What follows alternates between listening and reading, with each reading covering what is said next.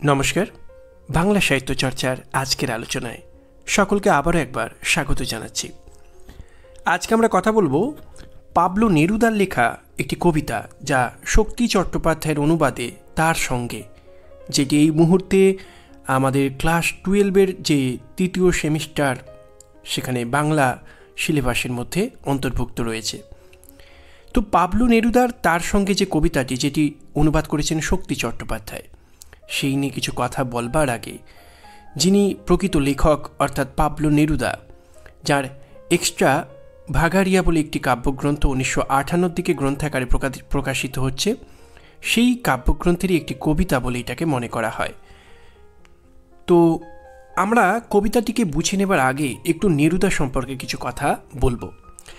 Neruda জন্মাচ্ছেন দক্ষিণ America, Latin America যাকে বলা হয়, সেই দক্ষিণ আমেরিকার চিলি বলে যে দেশ, সেই দেশে একটি বলা যেতে পারে শ্রমিক পরিবারে। এই যে চিলির একটি শ্রমিক পরিবারে জন্মগ্রহণ করছেন যে মানুষটা, যিনি চিলিতে যখন বলা যেতে পারে কমিউনিস্ট সরকার ক্ষমতা দখল করছে, ক্ষমতা তৈরি করছে বা সরকার গঠন করছে, সেই সময় চিলির রাষ্ট্রদূত হিসাবে বিভিন্ন দেশে কাজ করেছেন আমাদের নেরুদা। কূটনীতিবিদ হিসাবে তার একটা ভূমিকা আছে, পাশাপাশি তিনি কবি, তিনি লেখক। কমিউনিস্ট চিন্তা চেতনা, মার্ক্সীয় চিন্তা চেতনায় বিশ্বাসী এই মানুষটা, যিনি সমাজতান্ত্রিক চিন্তা চেতনাতে বিশ্বাস করেন, নতুন পৃথিবীর স্বপ্ন দেখেন, শ্রেণীহীন শোষণহীন একটা সমাজের স্বপ্ন দেখেন, যিনি মুক্তির স্বপ্ন দেখেন, সেই মানুষটা যখন কবিতা লেখেন, তখন তার কবিতার মধ্যে বারবার ধরা পড়ে শুধু প্রেম নয়, শুধু রোম্যান্টিক স্বপ্ন বিলাস নয়, ধরা পড়ে প্রতিবাদ, ধরা পড়ে মুক্তির আকাঙ্ক্ষা। বিশ্বের যে কোনো দেশের শ্রমজীবী মেহনতি মানুষ যারা মুক্তি প্রত্যাশা করে, তাদের সঙ্গে তিনি চিলির মুক্তিকামী মানুষের যে লড়াই, সেই লড়াইকে এক করে দেখেন। পাবলো নেরুদার ব্যক্তিগত জীবনটার দিকে আমরা যদি তাকাই, তাহলে দেখতে পাবো যে কমিউনিস্ট সরকার যখন চিলিতে সরকার গঠন করছে, তখন তিনি যেমন সেখানকার রাষ্ট্রদূত হিসাবে, কূটনীতিবিদ হিসাবে কাজ করছেন, তেমনি যখনই কোনো স্বৈরাচারী শক্তি সেই কমিউনিস্ট সরকারকে ক্ষমতাচ্যুত করে বলা যেতে পারে ক্ষমতা দখল করছে, সরকার গঠন করছে, সরকারের আধিপত্য তাদের বলা যেতে পারে অধিকারে আসছে, তখন বারবার এই পাবলো নেরুদাকে বলা যেতে পারে তার উপর নানাভাবে বঞ্চনা আসছে, এমনকি তাকে আত্মগোপন করে পর্যন্ত থাকতে হচ্ছে। এটা আমরা বারবার লক্ষ্য করছি, বারবার তাকে দেশ ছাড়তে হচ্ছে, চিলি ছাড়তে হচ্ছে। এবং আমরা এটাও লক্ষ্য করব যে এই বিপ্লবী লেখক, যাকে বিপ্লবী লেখক রূপে চিহ্নিত করা হয়, তিনি যখন মারা যাচ্ছেন, তখন সেখানকার চিলির যাকে বলা যেতে পারে স্বৈরাচারী যে সরকার তখন ক্ষমতায় আছে, তার অন্ত্যেষ্টিক্রিয়ায় যাতে সাধারণ মানুষ অংশগ্রহণ করতে না পারে, সেই জন্য নাইট কারফিউ পর্যন্ত জারি করা হচ্ছে। এবং শেষ পর্যন্ত নাইট কারফিউকে অস্বীকার করেও মানুষ তার অন্ত্যেষ্টিক্রিয়ায় অংশগ্রহণ করবার জন্য এগিয়ে আসছে। এই যে একটা মানুষ, কেন এই উন্মাদনা, তাকে ঘিরে কেন এই উন্মাদনা? তার কারণ হচ্ছে যে তার সম্পর্কে সমালোচকরা এই কথাই বলেন যে একটি দেশ, একটি জাতির আশা আকাঙ্ক্ষা যেন তাঁর কবিতার মধ্যে মূর্ত হয়ে উঠেছে। তাঁর কবিতা সম্পর্কে আমরা আগেই বললাম, নিছক প্রেম বা রোম্যান্টিক স্বপ্ন বিলাস নয়, তাঁর কবিতার মধ্যে একটি দেশের জাতির আশা আকাঙ্ক্ষা ধ্বনিত হয়েছে। বিশ্বের যে কোনো দেশের মানুষের যে বলা যেতে পারে প্রতিবাদ, যে প্রতিরোধ, অন্যায় বঞ্চনার বিরুদ্ধে মুক্তিকামী মানুষের যে লড়াই, সেই লড়াইয়ে তিনি যেন অংশীদার। চিলির মানুষের মুক্তিযুদ্ধের সঙ্গে বিশ্বের যে কোনো দেশ, যে কোনো কালের যে কোনো প্রান্তের মানুষের মুক্তিযুদ্ধকে তিনি এক করে দেখেন। বিশ্বের যেখানে যত কমিউনিস্ট আন্দোলন, যত মুক্তিকামী মানুষের সংগ্রাম, তাকে তিনি চিলির মুক্তিকামী মানুষের সংগ্রামের সঙ্গে এক করে দেখেন। তার মনে হয়, কোথাও যেন তার মনে হয়েছে যে যে মানুষ অত্যাচারিত, যে মানুষ শোষিত, যে মানুষ বঞ্চিত, যিনি মুক্তির প্রার্থনা করেন, তার কোনো দেশকাল হয় না। তাই বিশ্বের যে কোনো প্রান্তের মানুষের মুক্তিযুদ্ধকে তিনি নিজের দেশের মুক্তিযুদ্ধের সঙ্গে এক করে দেখা এই মানুষটা বোধহয় এই কারণেই তার লেখালেখিতে যে পরিসরটা তিনি তৈরি করতে পেরেছিলেন তার সম্পর্কে তাই এই কথা সকলকেই স্বীকার করতে হয়। তিনি সর্বদেশের সর্বকালের প্রেক্ষাপটেই এমন একজন কবি যার লেখা, যার কবিতা বহু ভাষায় অনুদিত হয়েছে। কারণ তাঁর কবিতার মধ্যে যে কোনো দেশ, যে কোনো কালের মানুষই নিজের দেশ, নিজের কালের মুক্তিযুদ্ধের যেন আগুনটা, বার্তাটা, যেন সুরটা যেন খুঁজে পায়।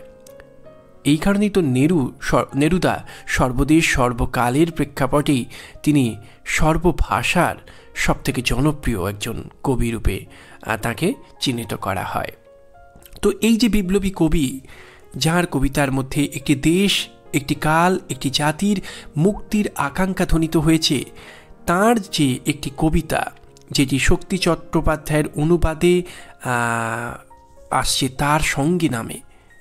তো এই কবিতাটিকে বা কবিতাটির সম্পর্কে বলতে গেলে একটু বলতে হয় যে শক্তি চট্টোপাধ্যায়, আমাদের রবীন্দ্র পরবর্তী যে কবি সমাজ, শক্তি চট্টোপাধ্যায় তাঁদের তো অন্যতম। তাঁর অবনী বাড়ি আছোর মতো কবিতা, কিংবা যেতে পারি কিন্তু কেন যাব, এই ধরনের কবিতা যখন আমরা পড়ি তখন বারবার একটা জিনিস লক্ষ্য করব যে দেশ, কাল, সমাজের প্রতি একটা দায়বদ্ধতার কথা শক্তি চট্টোপাধ্যায়ের কবিতার মধ্যে আছে। তার অবনীর সন্ধান তিনি যখন করেন, সেই অবনী কে? সেই অবনী তো আমাদের ভেতরের বিবেক, যে বিবেককে তিনি জাগ্রত করতে বলছেন প্রতিকূল দেশ, কাল, পরিস্থিতির প্রেক্ষাপটে। কিংবা তিনি যখন বলেন ভাবছি ঘুরে দাঁড়ানোই ভালো, এই যে এত কালই মেখেছি, তোমাকে তোমার মতো করে ভাবিনি। এই যে তোমাকে তোমার মতো করে ভাবিনি, এই তুমি কে? এ তো শুধু কবি স্ত্রী নন, এ তো শুধু ব্যক্তিগত জীবনের আত্মকথা নয়, এ তো পরিচিত দেশ, কাল, সমাজের প্রতি দায়বদ্ধতা। এ তো ভারত মায়ের প্রতি, বাংলা মায়ের প্রতি দায়বদ্ধতার কথা বলে। এই সমাজের প্রতি একজন দায়বদ্ধ মানুষ হিসাবে তো প্রত্যেকেরই কিছু দায়িত্ব থাকে। সেই দায়িত্ব যদি অস্বীকার করি, তাহলে মৃত্যুতে কি আমাদের সব শান্তি হবে? মৃত্যুর আগে কি একবার আমি এই দেশ, কাল, সমাজের প্রতি দায়বদ্ধতাটাকে একবার কাঁধে তুলে নেব না? আমার ভবিষ্যৎ প্রজন্মের জন্য আমি কি কিচ্ছু করে যাব না এই সমাজের কাছে? আমার কি কোনো দায়বদ্ধতা নেই? এই ধরনের কবিতা যিনি লেখেন, যিনি বারবার আমাদের বিবেকের কাছে প্রশ্ন তোলেন, আমাদের বিবেককে জাগিয়ে দিতে চান, সেই শক্তি চট্টোপাধ্যায় অনুবাদ করছেন পাবলো নেরুদার কবিতা। এটাও কিন্তু একটু ভাববার বিষয় যে একজন কবি আর একজন কবির কবিতা অনুবাদ করছেন। আমি যদি কারো কবিতা অনুবাদ করি, তখন তো আমাকে বুঝতে হবে যে সেই কবির কবিতার প্রতি আমার একটা ভালোবাসা আছে, তবেই তো আমি তাকে অনুবাদ করব। তার মানে কোথাও আমি যখন একজনের কবিতা অনুবাদ করছি, তখন আমার অন্তরের চাহিদা, আমার ভেতরের প্রত্যাশা, আমার কবি ধর্ম, আমার দেশকালের প্রতি, সমাজের প্রতি দায়বদ্ধতা, আর ওই যার কবিতা আমি অনুবাদ করছি তার যে কবি মানুষ, কোথাও যেন দুইয়ের মধ্যে একটা সাযুজ্য আছে। সেই জন্যেই তো এত কবিকে ছেড়ে, এত পাশ্চাত্য কবিদেরকে ছেড়ে আমি লাতিন আমেরিকার, আমি বলা যেতে পারে চিলির এই কবির কবিতা অনুবাদ করবার প্রেরণা পাচ্ছি। একটা অন্তর প্রেরণা না থাকলে তো অনুবাদ করা যায় না। এবার যে কথাটুকুতে আসছি, যে দেশ পাবলিশিং থেকে প্রকাশিত হয়েছে পাবলো নেরুদার প্রেমের কবিতা, অনুবাদক শক্তি চট্টোপাধ্যায়। এবং পাবলো নেরুদার যে শ্রেষ্ঠ কবিতা সংগ্রহ শক্তি চট্টোপাধ্যায়ের অনুবাদে, সেখানেও, এবং এই পাবলো নেরুদার প্রেমের কবিতাতেও, সেখানেও এবং দুটো বইয়েতেই আমরা দেখতে পাবো যে এই তার সঙ্গে কবিতাটি রয়েছে। বিশেষত দেশ পাবলিশিং থেকে প্রকাশিত যে পাবলো নেরুদার যে প্রেমের কবিতা, যা শক্তি চট্টোপাধ্যায় অনুবাদ করেছেন, সেখানে তার সঙ্গে কবিতাটি আছে। দেশ থেকে প্রকাশিত পাবলো নেরুদার প্রেমের কবিতা সংগ্রহে যখন তার সঙ্গে কবিতাটি আছে শক্তি চট্টোপাধ্যায়ের অনুবাদে, তখন তো একটা জিনিস আমাদেরকে বুঝতে হবে যে এই কবিতাটিকে প্রাথমিকভাবে প্রেমের কবিতা বলা যেতে পারে। কিন্তু লক্ষণীয় যে প্রেমের কবিতা সম্পর্কিত আমাদের যে প্রথাগত ভাবনা চিন্তা, তাকে কিন্তু ভেঙে দিচ্ছেন আমাদের নেরুদা, কিংবা ভাঙছেন না, এটাই হয়তো সত্য। প্রেম মানেই যে শুধু সস্তা রোম্যান্টিক স্বপ্নবিলাস নয়, প্রেম মানেই যে শুধু ক্ষণিকের চাঞ্চল্য চিত্ত বিনোদনের বিষয় নয়, প্রেমের যে একটা বিরাট দায়বদ্ধতা রয়েছে। দুটো মানুষ একে অন্যকে ভালোবাসে, সে তো শুধু চিত্ত বিনোদনের বিষয় নয়, মুহূর্তের উত্তেজনা নয়, সারা জীবন পাশাপাশি থাকার অঙ্গীকার, প্রতিকূল পরিস্থিতির মুখোমুখিতে দাঁড়িয়ে লড়াই করবার যে বলা যেতে পারে অঙ্গীকার। প্রেমের সেই যে শক্তিটা আছে, এই কবিতা তো সেই জায়গাটাকে ঘোষণা করে। প্রেম মানেই সস্তা রোম্যান্টিক স্বপ্নবিলাস নয়, প্রেম মানে বাস্তবতা। বাস্তবের কঠিন মাটিতেও প্রেমকে যে যদি প্রেম সত্যি সেই জায়গায় থাকে, হৃদয়ের ভালোবাসা যদি সেই রকম একটা শক্তি নিয়ে অবস্থান করে, তাহলে দুটো মানুষ কেমন করে ভালোবাসার শক্তিতে একে অন্যের হাত ধরে প্রতিকূল পরিস্থিতিতে মোকাবিলা করতে পারে। প্রেমের সেই শক্তির জয়গান করতে চেয়েছেন তো আমাদের পাবলো নেরুদা। প্রেমকে নিছক রোম্যান্টিক স্বপ্নবিলাস এই চিন্তা চেতনা থেকে সরিয়ে এনে প্রেমকে সংগ্রামী চেতনার মন্ত্রে দীক্ষিত করছেন, যেখানে নায়িকাকে নায়ক কবি যেন আহ্বান জানিয়েছেন শুধু তার দুদ্বন্দ্বের শান্তি বিলাস বা চরিতার্থতার জন্য তাকে তিনি ডাক দিচ্ছেন না, মুহূর্তের উত্তেজনা চরিতার্থতার জন্য তাকে ডাক দিচ্ছেন না, তাকে ডাক দিচ্ছেন এই কঠিন সময়ে মোকাবিলা করবার জন্য, পরস্পরের হাত ধরে এগিয়ে যাবার জন্য।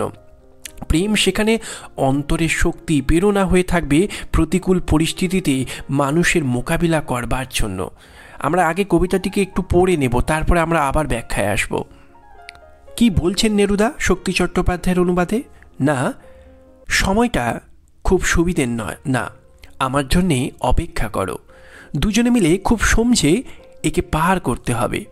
তুমি তোমার ওই ছোট্ট দুটি হাত আমার হাতে রাখো, কষ্টে সৃষ্টেও উঠে দাঁড়াবো, ব্যাপারটা বুঝবো, আহ্লাদ করব।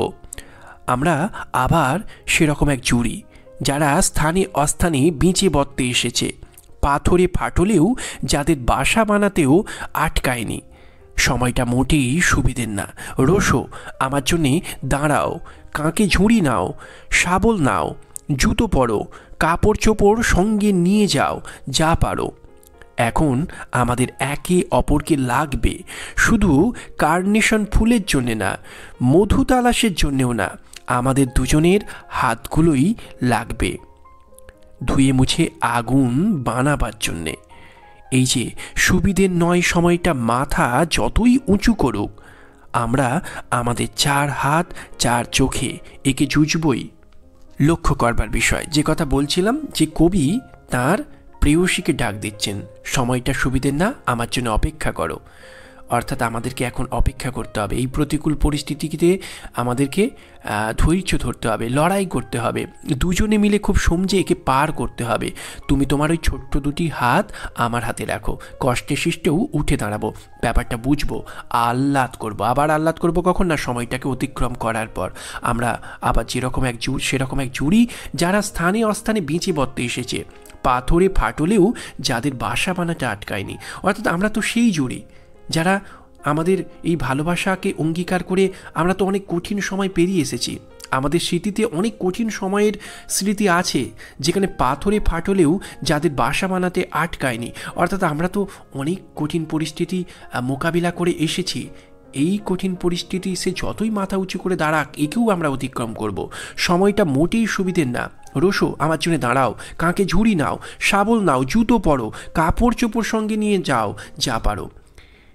এই জায়গাগুলো কিন্তু ভাবায়। যিনি বলছেন তিনি কে? তিনি একজন শ্রমজীবী মানুষ। লক্ষ্য করবার বিষয় যে পাবলো নেরুদাও চিলির একটি শ্রমিক পরিবারেই জন্মগ্রহণ করেছেন। শ্রমিকদের লড়াই, তাদের বলা যেতে পারে বেঁচে থাকার গান তিনি চেনেন। প্রতিকূল পরিবেশ পরিস্থিতির মধ্যে, শোষণ বঞ্চনার মধ্যে তারা যে মুক্তি প্রার্থনা করে, সেই মুক্তির গানই তো গাইতে চেয়েছেন পাবলো নেরুদা। ফলে এখানে যখন বক্তা বলেন কাঁকে ঝুড়ি নাও, শাবল নাও, জুতো পরো, এই ঝুড়ি আর শাবল কিসের প্রতীক? এ তো শ্রমজীবী মেহনতি মানুষের প্রতীক। পাবলো নেরুদা সম্পর্কে তো এই কথা বারবার বলা হয় যে বিশ্বের যে কোনো দেশের, যে কোনো কালের, যে কোনো প্রান্তের শ্রমজীবী কৃষক কিংবা শ্রমজীবী মজুর, তারা যে মুক্তির প্রার্থনা করে, তারা যে অন্যায় বঞ্চনার বিরুদ্ধে রুখে দাঁড়াতে চায়, পাবলো নেরুদার গানে অর্থে পাবলো নেরুদার কবিতার মধ্যে তাদের সেই মুক্তির আকাঙ্ক্ষা বারবার ভাষা পেয়েছে। একটি দেশের, একটি কালের স্বপ্ন যেন পাবলো নেরুদার কণ্ঠে, পাবলো নেরুদার লেখনীতে ভাষা পেয়েছে। সেই স্বপ্ন হচ্ছে মুক্তির আকাঙ্ক্ষা। এখানেও আমরা লক্ষ্য করবো যে এই যে সমালোচক এই কথা বলছেন পাবলো নেরুদা সম্পর্কে, যে কোনো দেশ কালের প্রেক্ষাপটে শ্রমজীবী কৃষক মজুর, তাদের যে স্বপ্ন, তাদের যে লড়াই, তাদের যে বেঁচে থাকার প্রার্থনা পাবলো নেরুদার কবিতার মধ্যে ভাষা পায়। এখানেও দেখতে পাচ্ছি যিনি বলছেন কাঁকে ঝুড়ি নাও, শাবল নাও, জুতো পরো। এই যে শাবল ঝুড়ি, অর্থাৎ যিনি কথাটুকু বলছেন তিনি কোনো বুর্জোয়া সমাজের অন্তর্ভুক্ত নন, তিনি কোনো বড়লোক মানুষ নন, তিনি একজন শ্রমজীবী মেহনতি মানুষ। তাদের মুক্তির আকাঙ্ক্ষার গান গাইছেন পাবলো নেরুদা। কবিতায় সেই গান ভাষা পাচ্ছে, যেখানে তিনি আরও বলছেন এখন আমাদের একে অপরকে লাগবে শুধু কার্নেশন ফুলের জন্য নয়। এই যে কার্নেশন নামক একটি সুন্দর ফুল, যার সুন্দর গন্ধ আছে, সুন্দর তার রূপ, যাকে বিবাহবার্ষিকী পালনের জন্য প্রেমের প্রস্তাব হিসেবে যাকে ব্যবহার করা হয়, প্রেমের প্রতীক রূপে ব্যবহার করা হয়, সেই ফুল বলা যেতে পারে যে বলছেন শুধু কার্নেশন ফুলের জন্য নয়। অর্থাৎ আমরা শুধু ভালোবাসার জন্য ভালোবাসবো না, মধু তালাশের জন্যও না। মধু কিসের প্রতীক? মধু আমাদের স্বপ্ন, আমাদের বিলাসিতা, সব কিছুরই প্রতীক।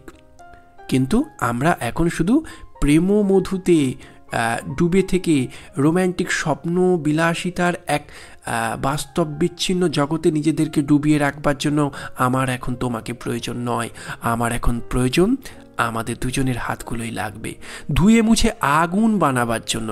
এই আগুন কিসের প্রতীক?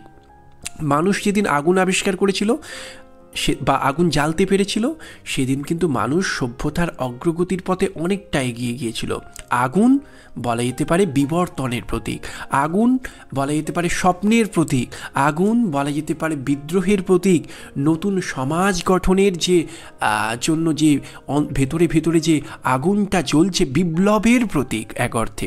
সেই আগুন বানাবার জন্য, অর্থাৎ আমার এখন তোমাকে প্রয়োজন শুধু মধু সন্ধানের জন্য নয়, কার্নেশন ফুল নিয়ে আমাদের বিবাহবার্ষিকী পালনের জন্য নয়, আমার এখন তোমাকে প্রয়োজন, তোমার হাত দুটো প্রয়োজন, দুজনে মিলে আগুন জ্বালতে হবে, অর্থাৎ বিপ্লবের আগুন জ্বেলে দিতে হবে।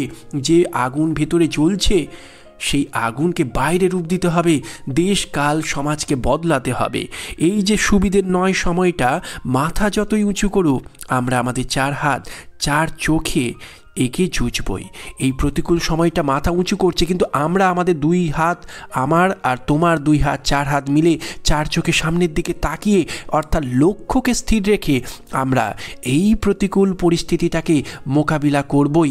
আমরা যে পাথরেও, আমরা যে কঠিন মাটিতেও এর আগেও সময় কাটিয়েছি, আমরা যে পাথরে ফাটলেও বাসা বানিয়ে নিয়েছি, অর্থাৎ প্রতিকূল পরিস্থিতিতে মোকাবিলা করবার যে ক্ষমতা সেটা আমাদের রয়েছে, আমাদের প্রেমের মধ্যে সেই শক্তি আছে।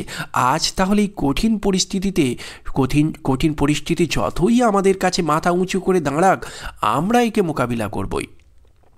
তাহলে আমরা বুঝতে পারছি কবিতার মধ্যে এক প্রেমিকাকে ডাক দিচ্ছে। সেই প্রেমিক এখানে শ্রমজীবী মেহনতি মানুষের প্রতীক, যারা অত্যাচারিত, যারা বঞ্চিত, তারা তাদের প্রতিবাদ জানাচ্ছে কবিতার মধ্য দিয়ে।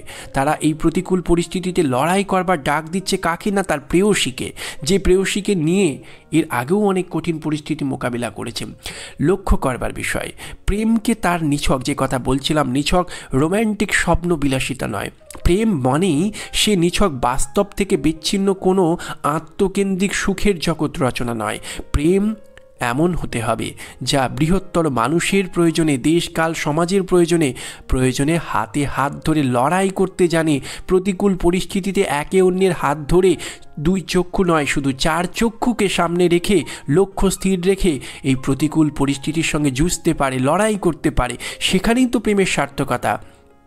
প্রেম যেখানে ত্যাগ স্বীকার করতে জানে, প্রেম যেখানে লড়াই করতে জানে, প্রেম যেখানে হৃদয়কে দুর্বল করে না, হৃদয়কে কঠিন করতে পারে প্রতিকূল পরিস্থিতির সঙ্গে লড়াই করতে, প্রেম যেখানে হৃদয়ের মধ্যে শুধু ভালোবাসার সুপ্ত বাসনা চরিতার্থতা নয়, প্রেম যেখানে হৃদয়ের মধ্যে আগুন জ্বেলে দিতে পারে, বুকের মধ্যে আগুন জ্বালতে পারে লড়াই করবার, সেখানেই তো প্রেমের সার্থকতা।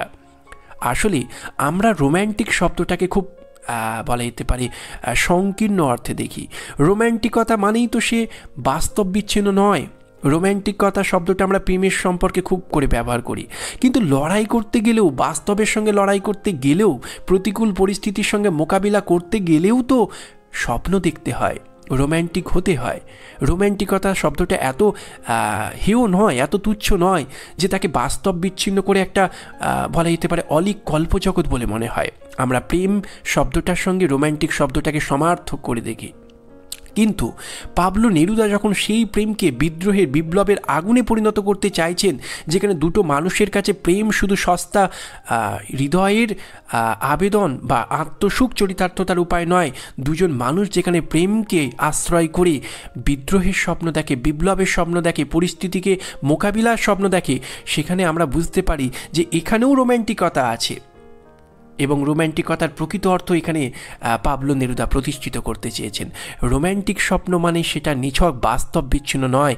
রোম্যান্টিকতা যেমন প্রেমের কল্পবিলাস এক জগৎকে তৈরি করে, তেমনি রোম্যান্টিকতা না থাকলে এই পরিচিত পরিস্থিতি, দেশকালের যে যন্ত্রণা, অস্থিরতা, যে ফ্যাসিবাদী আগ্রাসন, যে একনায়কতন্ত্রের উত্থান মানুষের স্বাধীনতাকে হরণ করে, যে স্পেনের গৃহযুদ্ধের প্রেক্ষাপটেই নাকি এই কবিতাটি লেখা হয়েছে বলে অনেক সমালোচক মনে করেন, সেই পরিস্থিতিগুলোকে যদি আমি চাক্ষুষ করতে পারি, তাহলে এই যে বাস্তবতা, যে কঠিন কঠোর বাস্তবতা, যে বাস্তবতায় বারবার মনুষ্যত্ব লাঞ্ছিত হচ্ছে, যে বাস্তবতা বারবার দেখাচ্ছে সমাজতন্ত্রী দলগুলো কমিউনিস্ট সরকারের অধঃপতন ঘটিয়ে তাকে পরাস্ত করে শ্রমজীবী কৃষক মানুষের লড়াইকে বলা যেতে পারে গলা টিপে হত্যা করে ফ্রাঙ্কোর নেতৃত্বে যখন আমরা দেখতে পাবো যে স্পেনের গৃহযুদ্ধের মধ্য দিয়ে ফ্রাঙ্কো এক স্বৈরাচারী শাসনতন্ত্রকে প্রতিষ্ঠিত করছে, প্রজাতন্ত্রকে, সমাজতন্ত্রকে, কমিউনিস্টকে বা চিন্তা চেতনাকে,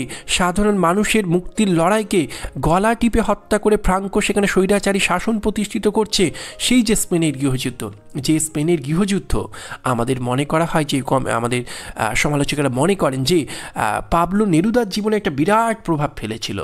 এখান থেকেই কমিউনিস্ট চিন্তা চেতনা, মার্ক্সবাদ, এই সমস্ত শব্দগুলো বা মানুষের জন্য লড়াই, নিছক আত্মমুখী চিন্তা চেতনা নয়, নিছক নৈরাশ্যবাদ নয়, নিছক এক পরাবাস্তবতার জগৎ নয়, বরং এই বাস্তবের থেকে মুখ সরিয়ে রাখা নয়, বরং এক রোম্যান্টিক স্বপ্ন নিয়েই এই বাস্তবতাকে চিনে নিয়ে, এক রোম্যান্টিক স্বপ্ন নিয়েই এই বাস্তবতাকে চেঞ্জ করে দেওয়া, পরিবর্তন করে একটা নতুন পৃথিবীর স্বপ্ন দেখা, এটা কিন্তু নেরুদার জীবনে এসেছিল মূলত স্পেনের গৃহযুদ্ধের প্রেক্ষাপটেও। এছাড়া তার মাঝখানে দুটো বিশ্বযুদ্ধকেও তো তিনি দেখেছেন, প্রথম বিশ্বযুদ্ধ এবং গৃহযুদ্ধ পরবর্তী, স্পেনের গৃহযুদ্ধ পরবর্তী দ্বিতীয় বিশ্বযুদ্ধের রক্তক্ষয়ী সংগ্রাম, জাতীয়তাবাদের জয়ধ্বজা উড়িয়ে আগ্রাসী সাম্রাজ্যবাদী শক্তিগুলোর চরিতার্থতা, ক্ষমতা দখলের যে নেশা, রক্তক্ষয়ী সংগ্রাম, এই সবটাই তো এই কবিতার প্রেক্ষাপটে ধরা আছে। কবিতাকে কোনো নিছক একটা বিশেষ দেশ, কাল, সমাজ, একটা বিশেষ কোনো যুদ্ধের প্রেক্ষাপটে রেখে কখনোই বিচার করা যায় না। পাবলো নেরুদার ব্যক্তিগত জীবনের যে ইতিহাস এবং সেই সময় দাঁড়িয়ে স্পেন, আমাদের শুধু স্পেনের গৃহযুদ্ধ নয়, শুধু চিলির প্রেক্ষাপটে দাঁড়িয়ে বারবার ফ্যাসিবাদী আগ্রাসী শক্তিগুলোর কমিউনিস্ট সরকারকে পতন করে তাকে ক্ষমতা থেকে সরিয়ে রেখে বারবার সেখানে আগ্রাসী একটা সরকার গঠন করা নয়, যে কোনো দেশ, যে কোনো কালের প্রেক্ষাপটে দাঁড়িয়ে পাবলো নেরুদার ব্যক্তিগত জীবনের যে সময়কালটা, সেই প্রেক্ষাপটে দাঁড়িয়ে শুধু চিলি নয়, যে কোনো দেশ, কাল, প্রেক্ষাপটে দাঁড়িয়ে যে বারবার আগ্রাসী শক্তিগুলোর যে আগ্রাসন বলা যেতে পারে, সেই সমস্তই রক্তক্ষয়ী সংগ্রাম, আগ্রাসী ক্ষুধা, যেখানে বারবার যে কোনো দেশ কালের প্রেক্ষাপটে মনুষ্যত্বকে লাঞ্ছিত করেছে, যেখানেই মনুষ্যত্ব পীড়িত হয়েছে এবং শ্রমজীবী মানুষ স্বপ্ন দেখতে শুরু করেছে, তাদের স্বপ্নকে বারবার ভেঙে চুরমার করে দেওয়া হয়েছে, তারপরেও তারা লড়াই করেছে, সেই শ্রমজীবী মানুষের হয়ে, সেই মুক্তিকামী কৃষক, সেই মুক্তিকামী শ্রমিক মানুষের পক্ষ নিয়ে, মানুষের কল্যাণে, মানব প্রেমের বাণী নিয়ে, মানুষের অধিকারকে প্রতিষ্ঠিত করবার জন্য যদি একটা লড়াই করতে হয়, তাহলে তো স্বপ্ন দেখতেই হয়, রোম্যান্টিকতা তো সেখানে আসবেই। রোম্যান্টিকতা না এলে তো আমি নতুন পৃথিবীর স্বপ্ন দেখব না। শুধু যদি বাস্তবমুখী হই, তাহলে তো এই বাস্তবতা আমাকে শুধুই একটা হতাশার মধ্যে নিয়ে যাবে। আমি যদি নতুন পৃথিবী গড়তে চাই, তাহলে রোম্যান্টিকতাকে আমার জীবনে আনতেই হবে। সেই রোম্যান্টিকতা প্রেমের হাত ধরে কেমন করে বিদ্রোহ, বিপ্লব এবং একটা প্রতিকূল পরিস্থিতির সঙ্গে লড়াই করবার, যুঝবার ক্ষমতায় পরিণত হয়। প্রেমকে নিছক, যে কথা বারবার বলছিলাম আমরা, নিছক সস্তা রোম্যান্টিক এই শব্দটার মধ্যে না বেঁধে রেখে, তাকে ব্যক্তিগত সুখ চরিতার্থতার উপাদানে তাকে সীমাবদ্ধ না রেখে, প্রেম যে লড়াইয়েরও শক্তি যোগায়, প্রেম যে হাতে হাত ধরে প্রতিকূল পরিস্থিতির সঙ্গে মোকাবিলার একটা শক্তি যোগাতে পারে, পাবলো নেরুদা সেই জায়গাটাকে প্রতিষ্ঠিত করেছেন। আমাদের খুব মনে পড়বে রবীন্দ্রনাথ ঠাকুরের রক্তকরবী নাটকে রাজাও কিন্তু নন্দিনীকে ভালোবাসত, কিন্তু নন্দিনীকে সবথেকে বেশি ভালোবাসত রঞ্জন। তাই রঞ্জনের সঙ্গে নন্দিনীকে মিলিয়ে দিতে চেয়েছিলেন রাজা, কিন্তু পারেননি। তারই যে জাল, যন্ত্রজাল তিনি তৈরি করেছেন, তারই যে শক্তি তিনি তৈরি করেছেন, সেই সর্দারেরা তাকে ঠকিয়ে তাকে দিয়েই রঞ্জনকে হত্যা করিয়েছে। আর যৌবনকে হত্যা করে রাজা যৌবনকে চিনেছেন, প্রেমকে চিনেছেন। নন্দিনী বারবার ডাক দিয়েছে, রাজা বাইরে বেরিয়ে আসো, কিন্তু রাজা বেরোতে পারেনি। শেষ পর্যন্ত রাজা নন্দিনীর হাত ধরে সেই যন্ত্রজালের বিরুদ্ধে লড়াই করেছে। তাতে যদি তার প্রাণ চলে যায় যাক, তবু লড়াই করতে হবে। সেখানেই তো নন্দিনীর প্রতি রাজার যে ভালোবাসা, সেই ভালোবাসার সার্থকতা। যে ভালোবাসা হাতে হাত ধরে লড়াই করতে শেখায়, নন্দিনী সেখানে প্রেমের প্রতীক, আর রাজা সেখানে যৌবনের প্রতীক, বিদ্রোহের প্রতীক। যে রাজা হাত ধরছে কার? নন্দিনীর, মানে প্রেমের। এই যে নন্দিনীর তথা প্রেমের হাত ধরা, রক্তকরবী ফুলের লাল রং সেখানে বিপ্লবের প্রতীক, বিদ্রোহের প্রতীক হয়ে দাঁড়াচ্ছে। এই যে ভালোবাসা, সে শুধু বলা যেতে পারে ক্ষণিকের চিত্ত বিনোদন নয়, হৃদয়ের চাঞ্চল্য নয়। ভালোবাসা তথা ভালোবাসার নায়িকার হাত ধরে লড়াই করা যায়। রাজাকে আশ্রয় করে রক্তকরবী নাটকে রবীন্দ্রনাথ তো সেই চিত্রই দেখিয়েছেন আমাদেরকে। এখানেও তো আমরা দেখতে পাবো যে নায়ক তার নায়িকাকে আহ্বান জানাচ্ছে কিসের জন্য? না, আজ আমাদের নিছক আত্মকেন্দ্রিক একটা সস্তা স্বপ্নবিলাসের জগৎ রচনা করবার সময় নয়। আজ আমাদের বলা যেতে পারে ফুল নিয়ে খেলার দিন নয়, মধু সংগ্রহের দিন নয়। আজ আমাদেরকে লড়াই করতে হবে। এই প্রতিকূল পরিস্থিতিতে আমরা দুজনে হাতে হাত ধরে চার চক্ষুকে সামনে রেখে লক্ষ্য স্থির রেখে এই লড়াই আমাদেরকে করতে হবে। এই লড়াই কোন প্রতিকূল পরিস্থিতিতে?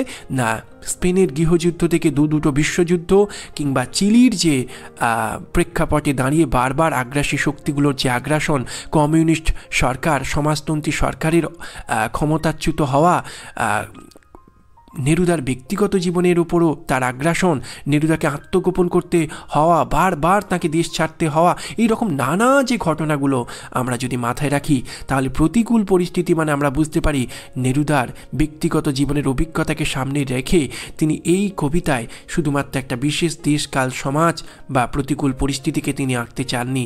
এই কবিতা প্রেমের শক্তিতে বলীয়ান হয়ে যে কোনো দেশ, যে কোনো কালের, যে কোনো প্রেক্ষাপটে দাঁড়িয়ে আমাদের লড়াই করবার শক্তিকে, চিরকালীন সংগ্রামী চেতনাকে জয়ী করতে চাইছেন। ভালোবাসা শুধু একে অন্যের হাত ধরে রোম্যান্টিক স্বপ্নবিলাস নয়, ভালোবাসা আসলে একটা সংগ্রামী চেতনারও জন্ম দেয়। ভালোবাসা আসলে দুটো মানুষের লড়াই করবার শক্তিও। এই যে ভালোবাসার আর একটা শক্তি আছে, লড়াই করবার শক্তি আছে। ভালোবাসার সার্থকতা সেখানেই যে ভালোবাসা প্রতিকূল পরিস্থিতিতে পরস্পরকে হাতে হাত রেখে লড়াই করবার প্রেরণা দেয়, সংগ্রামী পথে এগিয়ে যাবার শক্তি যোগায়, ভেতর থেকে একটা প্রেরণা যোগায়। ভালোবাসার সেই শক্তিকেই এখানে সন্ধান করতে চেয়েছেন। নায়িকাকে সেই বিপ্লবের পথে এগিয়ে চলার পথে একটা শক্তিরূপে গ্রহণ করেছেন।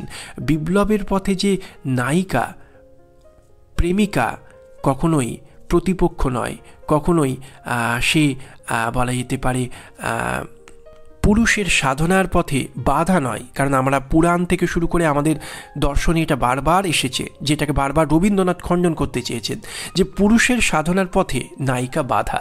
সেই জন্য দেখা যাবে যে আমাদের পুরাণে নায়কেরা, ঋষিরা যখন সাধনা করছেন, নায়িকারা, উর্বশীরা তাদের সাধনাকে বিঘ্নিত করছে। এটা তো একটা রূপক, যেখানে বারবার বার্তা দেওয়া হচ্ছে যে নায়কের সাধনার পথে, পুরুষের সাধনার পথে। কারণ এটা মনে করা হয় যে দেশে, কালে, সমাজে, পুরাণ থেকে শুরু করে ইতিহাসের পথ ধরে আগামীকালেও যেটা হতে পারে, যেটা আমাদের একটা বিশ্বাস, একটা সংস্কার হয়ে দাঁড়িয়েছে, যে বিপ্লব মানেই, বিদ্রোহ মানেই সেই বিপ্লব লড়াই করবার যে পরিসরটা, সেটা শুধুমাত্র একমাত্র পুরুষের হাতেই রয়েছে।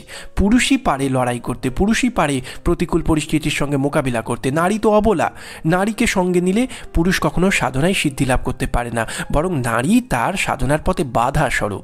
কিন্তু রবীন্দ্রনাথ যেমন এটাকে খণ্ডন করেছেন, পাবলো নেরুদা কিন্তু পরোক্ষে সেই বার্তাও দিয়েছেন যে নায়কের সাধনার পথে নায়িকা কিন্তু বাধা নয়, নায়কের শুধু চিত্ত বিনোদনের অঙ্গ নায়িকা নয়, নায়কের কঠিন সময়ে লড়াই করবার জন্য যে শক্তি দরকার, নায়িকা তার প্রেরণাও হতে পারে।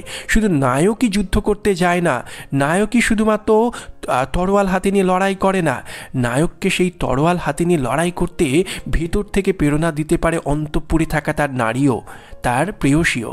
এই যে প্রেয়সী বা নারী পুরুষের সাধনার পথে, বিপ্লবের পথে বাধা নয়, সেও সমান সমান, নারী পুরুষ মিলেই পূর্ণতা, সেই জায়গাটাও কিন্তু এখানে বার্তা দিয়েছেন। ফলে কবিতাটি যে দেশ কাল সমাজের প্রেক্ষাপটেই রচিত হোক, এই কবিতার আবেদন কিন্তু চিরকালীন।